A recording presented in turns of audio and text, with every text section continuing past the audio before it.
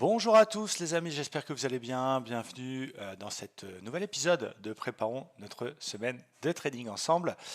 J'espère que vous passez un bon dimanche et voilà, merci en tout cas d'être de plus en plus nombreux à regarder cette vidéo. On va tout de suite rentrer dans le vif du sujet. On va commencer par notre ami le Dow Jones. Le Dow Jones, on va faire un tour en hebdomadaire. Alors déjà, on peut déjà commenter la bougie exceptionnelle de vendredi, hein, qui était très haussière.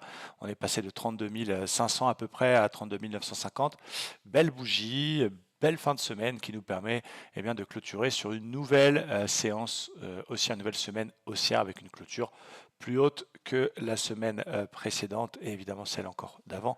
Donc nouveau record hebdomadaire, pas nouveau record historique, mais nouveau record hebdomadaire pour le Dow Jones qui est encore en tendance évidemment très haussière.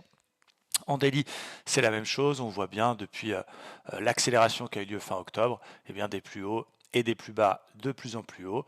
Donc c'est vrai qu'on a eu le droit à une petite conso la semaine précédente. On a eu le droit à une petite baisse. En termes de pourcentage, c'est pas grand-chose. Ça nous a fait entre le plus haut et le plus bas une petite baisse de 3,50. Et finalement, on se rapproche du record historique. Et donc on a une nouvelle clôture en daily aussi qui est la plus haute de l'histoire du Dow Jones. Donc c'est toujours extrêmement haussier. Où va-t-on aller? 32 000, 35 000, 40 000, 100 000, j'en sais rien, j'ai pas de boule de cristal, mais en tout cas c'est super haussier. Et tant mieux pour nos actions parce qu'on a un paquet d'actions à l'achat. On fera le point juste après. Mais voilà, c'est super haussier. Donc il faut rechercher que des achats. Moi j'ai fait une bonne semaine de scalping. Pratiquement que des achats. On a fait un short qui a bien donné sur une petite divergence baissière. Mais la plupart du temps c'était plutôt des achats sur, je vous ai montré des cassures d'OPR, ce genre de choses. J'en ai déjà fait des vidéos sur la chaîne. Alors quel est mon plan pour la semaine prochaine? Alors encore une fois, tout ça est conditionné par l'open, par les différents événements qu'il y aura la semaine prochaine. Mais donc on va surveiller plusieurs zones. Déjà on va surveiller le record historique, on va dire le plus haut historique.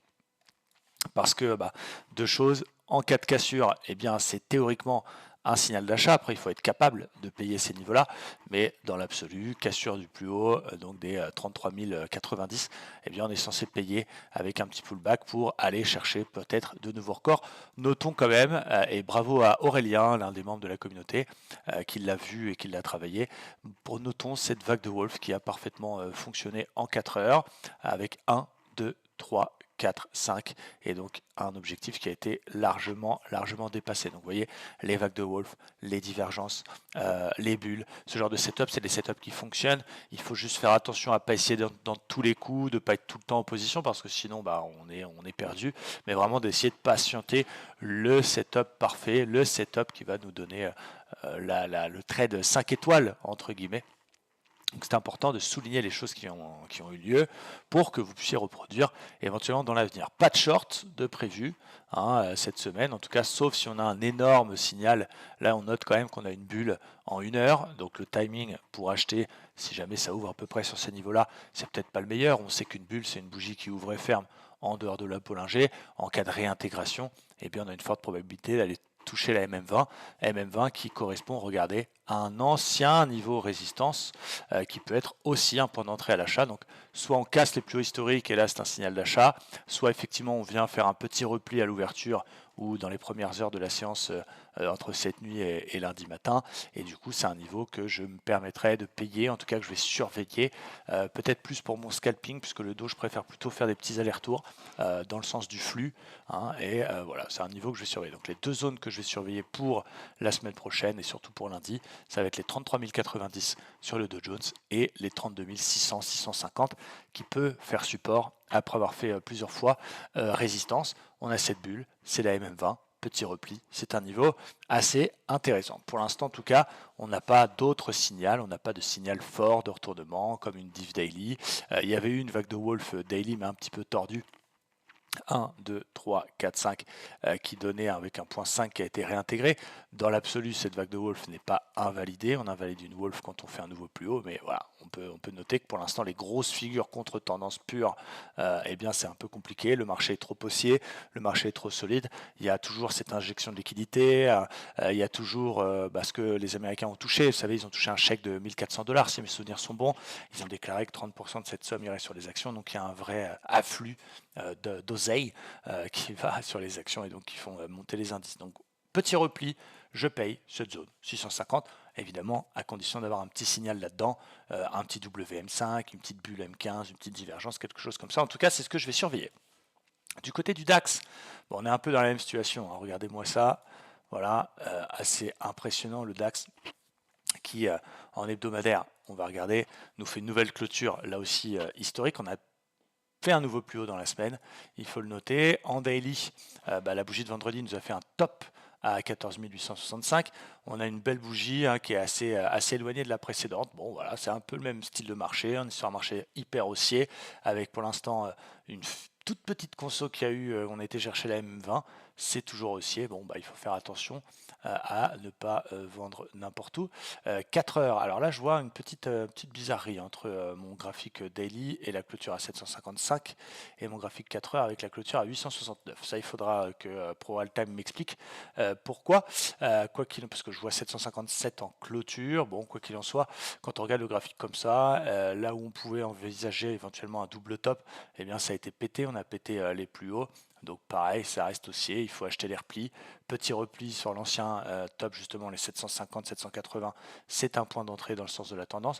J'aimerais que ça respire un peu plus, bien sûr, pour aller chercher, pourquoi pas, on surveillera ça pour la semaine. C'est une grosse zone de 14 200 points qui est un niveau super intéressant. Si jamais on a un repli un peu plus important sur les prochaines semaines, il faudrait que ça baisse de 5%, c'est pas complètement idiot. On ne sait pas, encore une fois, les news la semaine prochaine, ce qui peut se passer, mais c'est un niveau que je vais surveiller avec attention. Cette zone de polarité qui a été résistance et qui peut devenir support. On pourra faire peut-être un de ces quatre, un troisième point de contact si jamais ça baisse un peu comme la petite baisse que je vous ai montré sur le dos. Eh bien, c'est une zone qu'il faudra payer. Donc, il faut payer les replis, il faut acheter dès que ça baisse un petit peu. C'est ce que le marché est en train de nous dire pour l'instant. Il ne faut pas vendre parce qu'il n'y a pas de signal de retournement vraiment exploitable. Il y a des petits setups, il y a des petites choses. Rappelez-vous de la petite vague de Wolf qu'on avait eue en 15 minutes. Ça, c'était le 18 mars. Regardez, elle était belle, donc il ne faut pas s'interdire non plus de temps en temps de se faire un plaisir, entre guillemets, avec une figure de contre-tendance, si le setup est parfait, comme cette vague de Wolf qu'on avait prise ensemble, ceux qui sont dans la communauté s'en rappellent, 1, 2, 3, 4, 5, hop, ça avait parfaitement marché, donc je ne l'interdis pas non plus, mais encore une fois, je préfère travailler des petits setups 15 minutes comme ça, prendre pas beaucoup de risques, des stops courts, si ça passe, on a quand même des ratios de 2, 2,5, que faire le gros short, le big short, parce que ça a beaucoup monté, là le marché, il a repris, ça paraît impressionnant, c'est 3%, mais il a repris plus de pratiquement 430 points. Donc hyper solide, hyper haussier. On ne fait que suivre évidemment les Américains. Nous sommes les suiveurs. Mais bon, en tout cas, si je peux me permettre de vous donner un conseil, oublie que tu n'as aucune chance, vas-y, ne short pas n'importe où. Attendons d'avoir des signaux de retournement, un flux qui passe baissier, ce qui n'est pas le cas. Pour l'instant, c'est haussier, donc il faut acheter tous les replis. Je surveille aussi un petit peu le Nasdaq, qui est un petit peu plus à la traîne.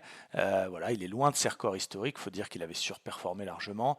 Là, il est collé dans une zone neutre autour de la moyenne mobile 50. Regardez comme elle est plate, cette moyenne mobile 50, ce qui prouve que pour l'instant, il n'y a pas de tendance à très court terme. Il y a des petits setups qu'on surveille en 1 heure. Il y a une très très belle zone absolument fabuleuse. Support, résistance, résistance, support, support, support, support. Donc voilà, cette zone, elle était parfaite, les 12 730. Si on casse cette petite résistance oblique qui passe par 1, 2, 3 points de contact, eh bien si on pète ce truc là, eh bien c'est un truc que je pourrais payer. C'est un truc que je vais surveiller, qui peut aussi faire résistance, mais qui en cas de cassure, vu quand même que le flux globalement est plutôt haussier, eh bien si on casse ça, on serait appuyé dedans, bim, 13 000, c'est un niveau que je vais surveiller pour cette semaine. Donc voilà, il ne faut pas focus sur un indice, il est important d'en surveiller plusieurs, de aussi diversifier votre portefeuille, de faire un peu de forex, un peu d'action, un peu de crypto, un peu d'indices, un peu de tout, un peu de day trading, un peu de swing, de façon à diluer les risques et du coup d'avoir on va dire un melting pot d'opportunités et de pouvoir se concentrer sur la crème de la crème. Donc si on sort de cette espèce de petite résistance oblique, on y est bientôt, hop, on paiera les 13 000. Si jamais on revient dans la zone polarité et qu'on ne la casse pas et qu'on a un signal là-dedans, peut-être un petit W, c'est aussi un niveau que je vais surveiller sur le Nasdaq. Le gold, donc lui le gold, j'attends un niveau intéressant que je surveille, regardez en hebdo, on a toute la phase de hausse depuis septembre 2018, qui a pris en termes de pourcentage 63%, le gold, si je fais un Fibonacci entre le plus bas et le plus haut, on est venu s'arrêter pile poil sur 50%, On est quand même dans une phase de baisse, hein, avec pour l'instant des plus hauts et des plus bas qui sont de plus en plus bas. Donc il y a deux choses que je surveille sur le gold. D'abord, je vais surveiller mon niveau fétiche, les 61,8, qui est le vrai niveau Fibonacci, cette zone ici autour des 1 600 $, qui est un niveau que je paierais un peu en contre-tendance court terme si jamais j'ai un signal. À l'inverse, il est possible que ça n'aille pas jusque-là et qu'on hop là, on sorte de la petite résistance que je peux vous mettre en rouge, si vous voulez mieux la voir, et bien là aussi c'est quelque chose que je choperais pour un swing. Donc soit on casse les 38, on sort de la résistance, c'est un signal d'achat, soit on vient chercher 61,8, on ne les casse pas, on a une figure et on paye. Au niveau du pétrole, c'est pareil, c'est toujours extrêmement haussier. Et alors, il y avait un support oblique court terme qui était intéressant. Hop, voilà, qui était là. Il a été cassé, pullbacké, recassé, repullbacké. Enfin, pour l'instant, on est posé sous ce support oblique. On a une résistance en rouge qui nous a bloqué, qui était le plus haut du moment. Il y avait un petit setup sympa. Regardez, il y a une petite épaule, tête-épaule tout de même, qui m'excite un petit peu, je vous avoue. Épaule, tête-épaule un peu tordue. Elle n'est pas comme dans les bouquins, hein. On a une deuxième épaule qui est un peu grosse, mais on a une belle ligne de cou qui est bien parallèle. Regardez, si je colle, si je prends la ligne de cou, ça c'est une petite astuce. Vous prenez votre ligne de cou, vous la dupliquez, vous faites une parallèle. Si les deux épaules tombent exactement sur les mêmes points, eh bien c'est une figure qui est quand même de qualité. Donc on a cassé cette figure. Si jamais on vient se réappuyer sur la ligne de coup, je ferai peut-être un petit achat vers les 60-30 en mode systématique. J'ai une figure qui se valide, let's go, c'est parti, avec un objectif qui est à peu près les 64 $. Donc ça c'est une figure qui m'intéresse.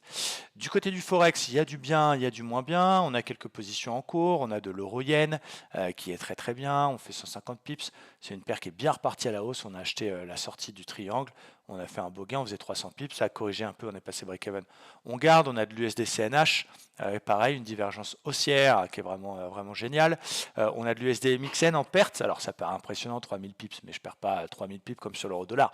C'est une paire qui code 20,58. Donc c'est un peu comme si je perdais 100 pips sur une paire type euro-dollar. J'avais acheté la sortie du gros fanion. Pour l'instant, c'est pas invalidé, je garde. CHF JPY, on est à peu près au prix. C'est toujours une position que j'ai depuis quelques semaines dans le haut de cette grosse résistance, gros range. L'USD Yen, ça je vais me faire stopper. Mais je vous le montre aussi parce qu'il faut montrer les choses qui ne fonctionnent pas aussi parce que ça fait partie aussi de notre trading. Résistance, résistance, résistance, résistance, hop.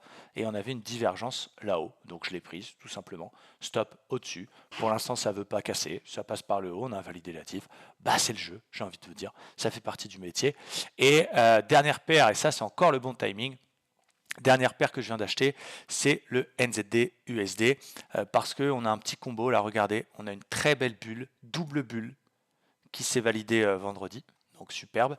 Et si mes souvenirs sont bons, on a une divergence 4 heures plus une Wolf. Donc là, 1, 2, 3, 4, 5, divergence, boum, le timing, la Wolf, la bulle, j'ai payé, j'ai un super ratio.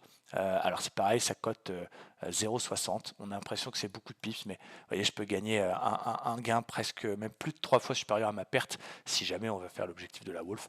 Donc je l'ai pris et je la garde. Donc ça c'est encore le bon timing puisque on est encore bon pour vous. Si vous avez envie de suivre, évidemment, prenez vos décisions à vos risques entre guillemets et périls. Qu'est-ce qu'il y a d'autre comme opportunité au niveau du FOFO? On va regarder. Donc on est sorti du triangle ascendant sur l'AUDNZD. Si jamais on a un petit repli sur la résistance, je pourrais prendre cela.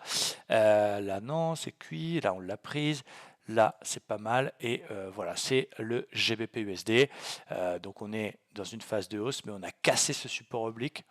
On est venu péter le précédent plus bas, donc on inverse la théorie de dos. On vient s'offrir le luxe de faire un petit pullback sur le précédent plus bas cassé. Donc c'est intéressant pour peut-être un petit short sur le GBP USD pour la semaine prochaine si on a un signal dans cette zone-là, vers les 1,38, pardon, c'est quelque chose qui m'intéresse. Du côté des actions, et d'ailleurs j'en profite pour vous dire que demain soir, sur la chaîne YouTube, on fera en direct une analyse des crypto-monnaies. Moi, vous savez que ça cartonne pour l'instant sur les cryptos, entre le Solana, entre le Theta que je vous ai donné, donc Solana je fais 10, Theta je fais x8, le UMA, qui est bien aussi. Qu'est-ce qu'on a d'autre qui cartonne bien aussi? Le hard, le NRG que j'ai investi dans les masternodes. Les masternodes, j'ai fait une vidéo sur la chaîne. Non seulement ça m'offre 36% de rendement par an, mais sachant que le NRG a fait x2, bah ça double ma performance. Le Lina que j'ai acheté aussi il n'y a pas longtemps. Là, le Solana qui s'approche des 20 $. Je ne sais pas si vous vous rendez compte, c'est assez impressionnant. Je l'ai acheté à 1,80, elle va aller à 20 $. C'est juste merveilleux. Donc on fera demain soir en direct une spéciale crypto sur la chaîne. Je vous parlerai des cryptos que j'ai en portefeuille, les dernières cryptos que j'ai achetées et j'analyserai les vôtres. Donc voilà pourquoi on ne va pas trop passer de temps sur les cryptos aujourd'hui. On fera ça en direct demain à 19h. Je reparlerai de tout ça sur les réseaux sociaux bien sûr. Les actions, j'ai pas mal d'actions à l'achat. Je vais vous montrer les dernières que j'ai achetées. J'ai acheté Ballard Power System. Pourquoi? Parce qu'on est venu sur une zone, là aussi polarité, résistance, résistance, support, support. Deuxième touchette, je l'ai acheté vendredi. Donc j'aime bien, on est en train de former un W. J'ai un peu anticipé, on pourrait attendre la cassure du W pour être vraiment très méticuleux. Mais je l'ai prise un petit peu avant parce que j'aimais bien cette zone-là. J'ai acheté Carrefour. Jeu positif bien sûr, W validé. Ce qui m'intéresse sur Carrefour, c'est qu'on a pété une grosse résistance oblique, on est venu casser, pullbacker ça, donc c'était intéressant. Et du coup, j'ai attendu un signal daily, on a un W, j'ai pris Carouf. Il y a des actions que j'ai pris en short aussi, Alaska Air Group, dans la divergence dans la zone de résistance. Après, j'ai du Copart à l'achat dans le cadre d'une vague de Wolf. Regardez-moi ce bel avalement qu'on fait sur la zone support. J'ai du Beyond Meat sur le bas du canal. J'ai du NG. J'ai du AbbVie. Là, j'avais travaillé un short sur la vague de Wolf. Pour l'instant, elle est toujours en cours. J'ai du Vallourec qui est un peu en perte, mais je garde. J'ai du Target qui est en fort gain. J'ai du Veolia. Ça, c'est un trade qui marche pas. Bon, regardez, cassure de fanion, pullback, hors des gueules. Ça fait partie du jeu. On peut pas tout gagner. J'ai du Bristol Myers. Ça, je suis très content. On a acheté sur le bas de canal haussier. Regardez le W qu'on est en train de nous faire. On casse, on pullback, on refait un nouveau plus haut. Ça, je suis vraiment très très content. Du Balio, du Karma. Voilà, on a un portefeuille qui est quand même principalement à l'achat avec quelques shorts qui naturellement sont un peu secoués au vu de la tendance hyper haussière, mais le portefeuille est plutôt équilibré. Il y en a quelques-unes que je surveille. Alors je surveille pour les gamers Corsair Gaming qui n'a pas beaucoup d'historique. On a fait un bel avalement jeudi sur Corsair Gaming. J'aime bien. Qu'est-ce qu'on a d'autre qui est pas mal? NIO. On est venu se poser sur un support ici. Là, je ne prendrai pas le risque de le prendre sur la formation du W parce qu'il n'y a pas de zone de polarité qui peut être un argument supplémentaire. Mais si jamais on valide ce W dans les prochains jours, imaginez ça monte, clac, on passe ça, ça c'est une action que j'achèterai.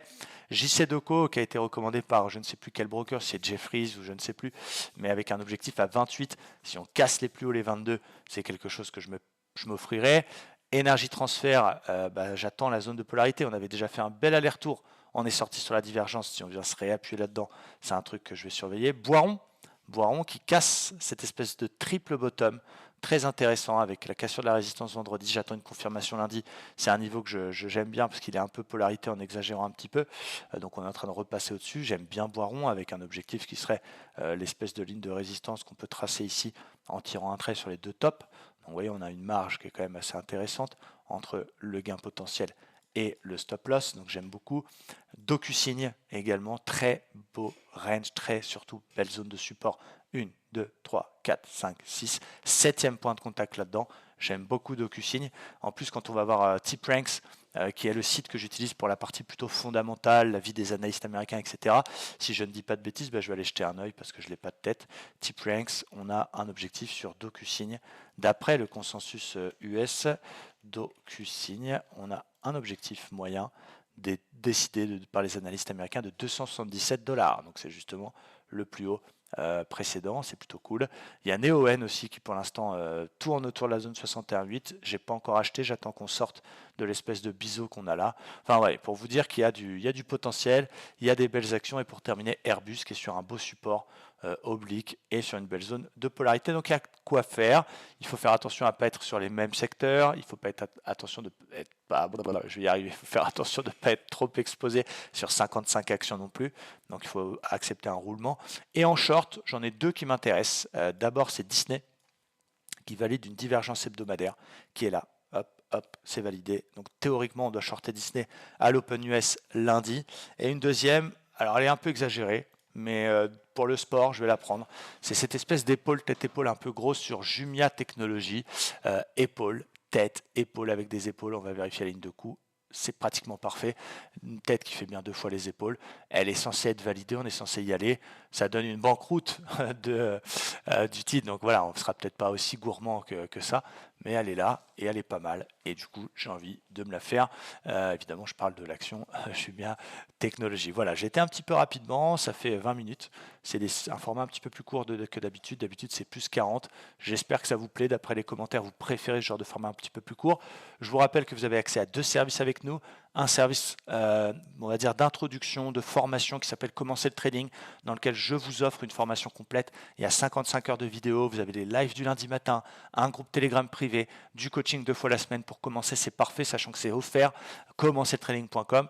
Et pour aller un petit peu plus loin, pour ceux qui veulent être avec moi tous les jours en direct, recevoir tous mes trades par SMS, faire le scalping avec moi l'après-midi, vraiment être dans la communauté, dans le Discord, avoir une sorte d'immersion, là vous avez Livestream Traders, livestream-traders.com avec une offre à vie et 100% en live avec nous, donc vous avez le choix, tout est dans la description de la vidéo. Merci, j'espère que ça vous a plu, je vous souhaite une excellente fin de dimanche et je vous retrouve tous bien lundi pour ceux qui sont dans les communautés et sinon demain soir 19h pour la partie crypto. Merci à tous, très bonne fin de dimanche et à bientôt, bye bye.